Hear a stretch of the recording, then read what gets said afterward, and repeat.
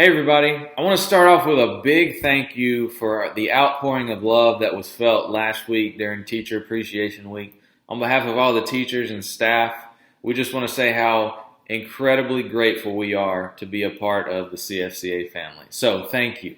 Now, moving into today's devotional, we're going to look at a question and try and answer it. How does God change lives? What does He use to form life-changing relationships? So last week we looked at David and saw how he was a man after God's own heart.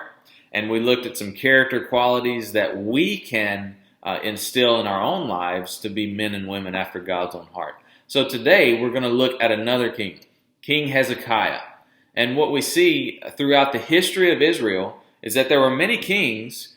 Many of them were bad and some of them were good.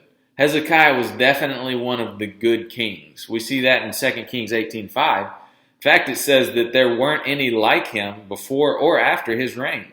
So we thought David set the bar pretty high, but then you've got this language being used to speak about Hezekiah in 2 Kings, which is pretty incredible. So how was he able to do that? How was he able to be such a good king? We'll see that in 2 Kings 18 again. In verses 5 and 6, it says that he clung to God. So that word's just a picture of something being tightly bound or fastened to another object. So Hezekiah was tightly bound to God. And because of that, God allowed him to prosper in whatever he did. So I wanted to take a look at two stories from Hezekiah's life to see how we can get a better picture of a life-changing relationship with God. So the first story is the story between Hezekiah and Sennacherib. Now Sennacherib was the king of Assyria, which was a bordering nation. And so what Sennacherib did was he sent a letter to Hezekiah explaining how he wanted to end his life and the life of his nation.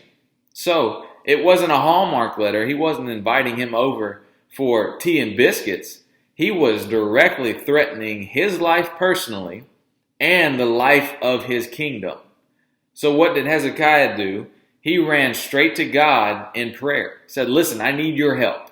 Okay, I cannot do this by myself. I need the creator of the universe, the God of your people, the God of the people of Israel to help me. So God sent and defeated 185,000 men, preventing them from destroying Jerusalem and the nation that Hezekiah was in charge of ruling.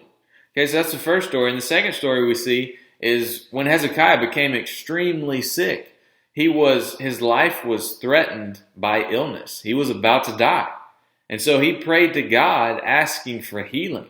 And God responded and he healed him. He extended his life an extra 15 years, right? Because he prayed with an expectant heart.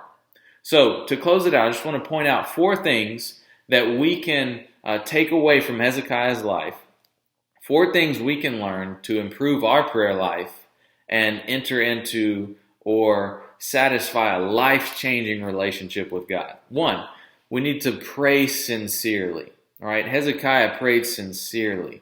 And the heart of a sincere prayer is submission, saying, God, I trust that you'll deliver me in this situation, but not because I want to, but because I trust and I submit to your authority. Second, we need to trust God. Hezekiah trusted God in all situations, not just in the situations where he was in desperate need of help, but in every situation. And then third, pray about everything. God cares about every detail of your life, and he wants to be in communication with you. He wants you to communicate with him. So pray about everything. And then fourth, pray always. Let's make it a daily habit to stay in communication with God throughout the entire day. Not just bits and pieces, but let's talk to God throughout the entire day. Have a blessed day.